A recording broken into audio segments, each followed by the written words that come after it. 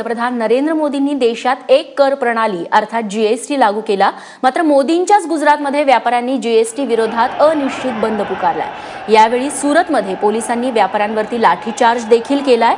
सुरतमध्ये कापड मार्केट बंद करून व्यापारी मोठ्या संख्येने रस्त्यावरती उतरले आणि त्यांनी घोषणाबाजी करायला सुरुवात केली। त्यामुळे पोलिसांनी लाठीचार्ज केला। लाठीचार्ज नंतर एकच गोंधळ उडाला। जीएसटी हटवण्याची मागणी या व्यापाऱ्यांकडून करण्यात येते आहे।